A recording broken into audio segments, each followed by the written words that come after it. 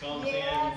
in, everything just falls into place. Yes, you know, it does. as Bishop talked about a couple of weeks ago, you know, we're a church that we all think together, we all think alike. You know, that's what we need in a church. You know, we don't need everybody thinking opposite of each other. We all need to be in agreement with each other.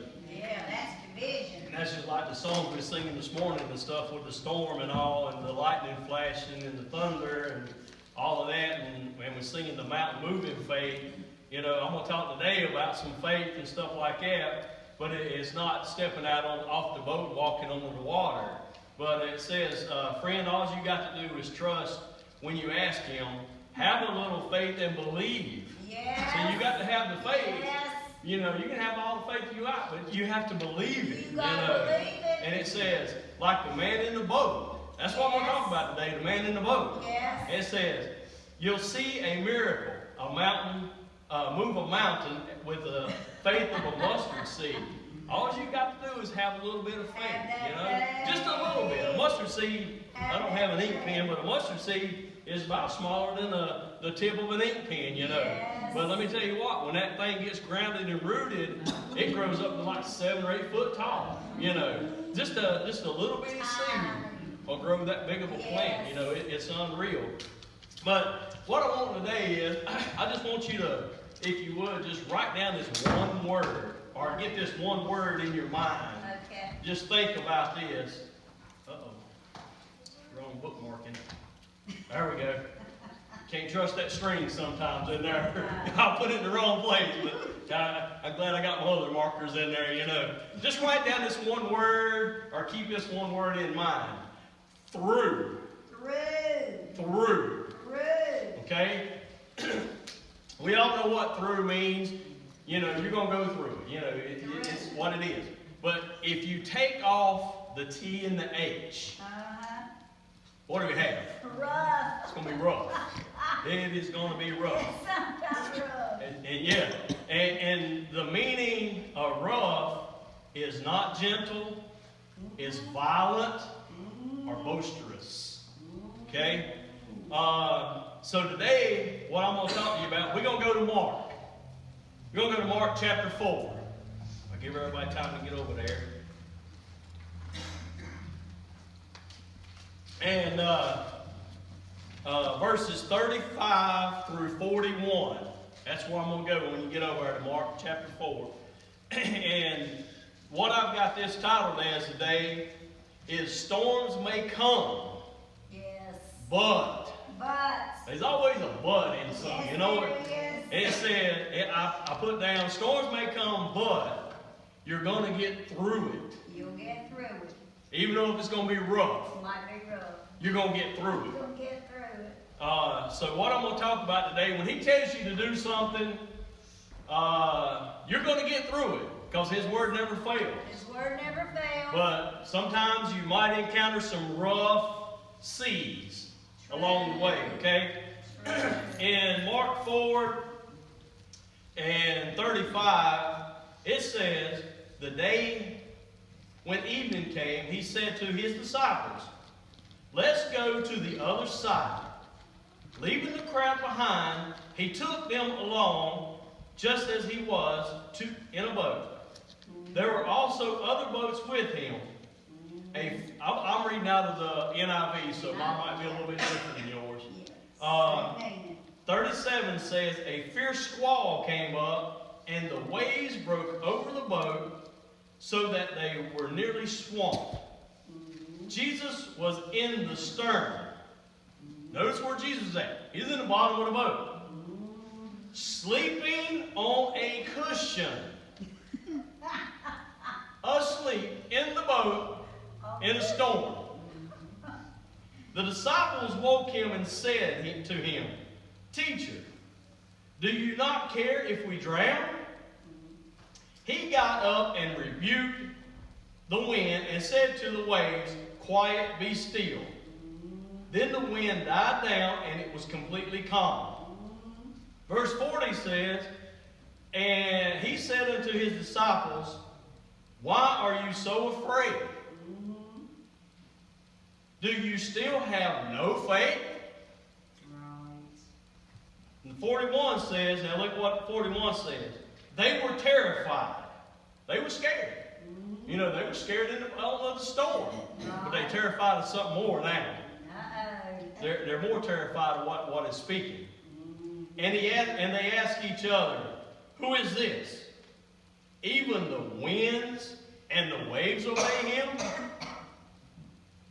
Miss Kathy was talking this morning about assignments and stuff, and you know, we all get different stuff put on us, and we go through different challenges in life, and we have, if we in the will of God, we have to accept those challenges and walk through them. That is true. Miss Teresa was talking about, she also said about something about tests, you know, and I got that in here too. We're talking about some tests we're going through.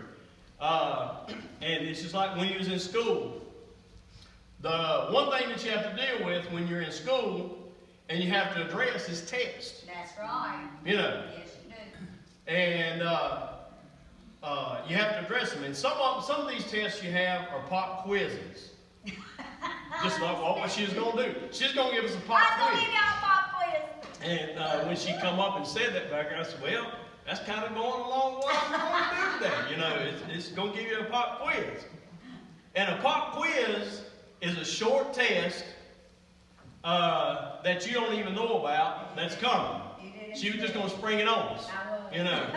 But the ideal of a pop quiz is to know that you're ready, to keep you on top of your game, you know, to make sure that you're ready for what's coming on.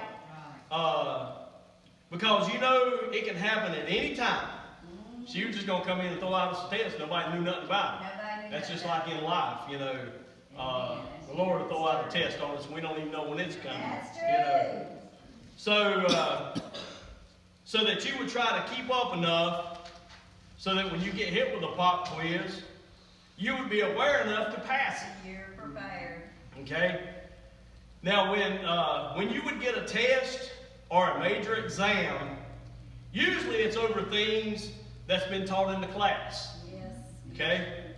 So, even in life, you'll get a test or a major exam that you've been going through in your life. This is to see if what is being taught, instead of telling the teacher, like, yeah, I've got this, you just take my word for it, you know. Sometimes they hit you with a pop quiz or a major exam. They just don't want to take your word for it that you've got it. That's right. And then when it comes to test time, you're going to fail it. Because really it makes them look bad, you know. This is true. So, a major exam, you've not been notified about getting one. So, as I said earlier, what I want to talk to you today is about faith. And the guys on the boat here, you're going to see as we go on what their faith is. And we define faith as acting like God is telling the truth, and we're not getting it. Okay? We're not listening. You see, faith is measured by feet, not feelings. Faith is measured by walk and not talk. That's true. Faith is measured by life, how you live it, Right. not by lips. That's right. Okay? In this story, right here, it's beforehand, Jesus has been teaching all day. Yes. And when he takes his disciples to the side, he has a little private conversation with him. And they tell him in 33 through 34, it says, with many similar parables, Jesus has spoke word to them, so much as they could understand. He did not say anything to them without using a parable, but when he was alone with his disciples, he explained everything to them. Right. He explained everything to them, and he was telling them that he was telling them some stories and stuff that will give them some spiritual truth. Yes. On how to apply this to your life. To apply. Okay? So he gave them, what he basically done, he gave them some inside information on what was going on. Right. But like any good teacher, just like in your class, or even in here, just like any good teacher, he wanted to see if you really had it. Do you really have Do you really have what I'm telling you? Can you apply what you know? Can you apply? So he gives them a pop, but it's not a quiz. It's not a quiz. It's not a pop quiz he's giving them. On the paper. It's a major exam, what he's fixing to give them. Yes. Okay? Yes. In verse 35, listen to what it says. The day had come, the day when evening came, he said unto his disciples, let's go over to the other side. He told them where they was going. He told them the end result. We're going to the other side. He sure did. So they listened to what he had to say. And they got on the boat as Jesus had instructed them to do. Yes. Not only are they in the will of God, but Jesus is in there with them. Right. Okay? Right. While they're in the will of God and on the boat with the Lord, there arose a problem. Man, that's awesome there. We've been there. Verse 37 says, and here's the problem. A fierce squall came up, and the waves broke over the boat, so that it was nearly swamped. The waves and the storm and the wind had the boat rocking and everything, you know, and it was about to go under. Right. If we go on to 38, Jesus was in the stern asleep on a cushion. Okay? He's on a cushion, and what this is, you more or less take a cushion, you use a pillow, you know, something to lay your head on. Right. Is what we can call that. Alright? See, he's been teaching all day. The man's tired, right? Right. You know, and he tells his disciples, you know, let's get on the boat, we're going to the other side. And in this time, he's going to take a nap. He's going to lay down and take a rest. You know, he's tired. So, if you get you a pillow or a cushion like when you're home, you know, you just ain't going to lay there a little bit. Yeah, the mind's going to get heavy. You're going to knock off a little bit, right? Right. So, while he was asleep, the disciples are saying he's asleep in the bottom of the boat in the same storm that we're in. And the only way that we're going to get his attention is we're going to have to wake him up. Yeah. See, he already knew when he started to where he was going. He knew where he was going. Yes, he did. And he told the disciples where he was going. But they did not have enough what? They don't have enough faith to believe in it that they was going to go to the other side. Like I told you, you're going to get through it, but you take the TH off, it's going to be rough. You're going to get rough. It's going to be rough on you. So they had to wake him up. So they shook him and hollered at him and woke him up and said, don't you care? If you care, we would not have to wake you. Like I said, he knew where he was going. He wasn't bothered. He was peacefully sleeping, you know. And the guys on top of the boat, they were scared because the water was done coming in. And usually on the boat, when the water takes over the boat, what happens? You're going to sink. Yes. You know. He says, you're getting wet just like we are. The boat's flipping and flopping and filling up. Verse 39 says, he got up, rebuked the wind, and said to the waves, quiet, be still. Then the wind died down, and it was completely calm. Yes.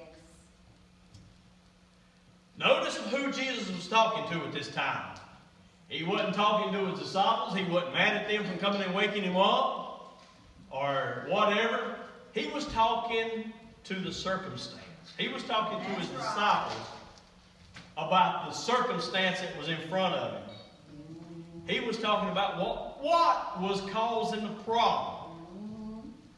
So, don't let a crisis continue Because you never take time to wake up the Savior in your problems. All right. See what I'm saying? Yes.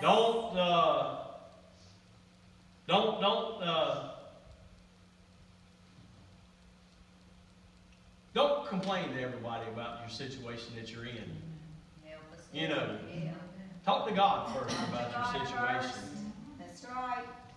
In other words, you're not concerned about it, that getting his attention was not unimportant enough. See what I said? You'll try to wake up, you try to go talk to your friends, or wake up some people, or go talk to some people that's in power, or you'll talk to people that can't change your situation, Anything about it. you know, instead of waking up God. Talk to him about it. Talk to him. Because he'll change your situation for you. See, some of us were talking or thinking, well, he shouldn't have been asleep to start with. The man's tired. He's been teaching all day. You know, he's done a lot of stuff through the daytime. And just like any time of us, we working all day. You might well say he's working. You know, we're tired. We want to take a nap. We want to get that pillow. We want to lay down. I don't care where we're at. Sometimes we at work. I get so tired I can lay right there on the concrete floor. You know, I be wanting to take a nap. You stand there trying to work. Your eyes is heavy. And you can't hardly see. You know, you want to take a nap. So, I mean, Jesus was human at this time. Yes, He was tired. He wanted to take a nap. Physical body. We all face storms in our life. Different shapes, different sizes. But guess what? The storms are equally real. Yes, they are. They are equally real. They are. Now notice what Jesus does. Jesus turns to his disciples and he asks them a question. In verse 40.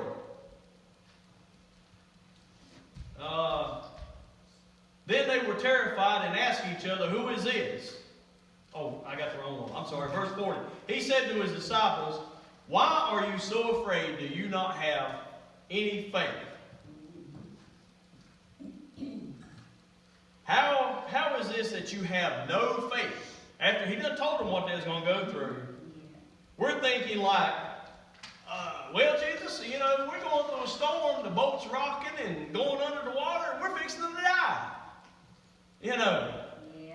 that's going to take some of your faith away from you because you're fixing to die. You think You know, you think you are anyway. Yeah. That's like asking a question to a swimmer. You know, when they're getting out of the water. What do you do when you get out of the water? You're wet. You look in like, why are you wet? You been swimming? Well, duh. That's about a silly question, ain't it? You know? So, this is pretty obvious that when we're in trouble, in verse 35, it says, on the day when the evening come again, he said to his disciples, let us go to the other side. Jesus told them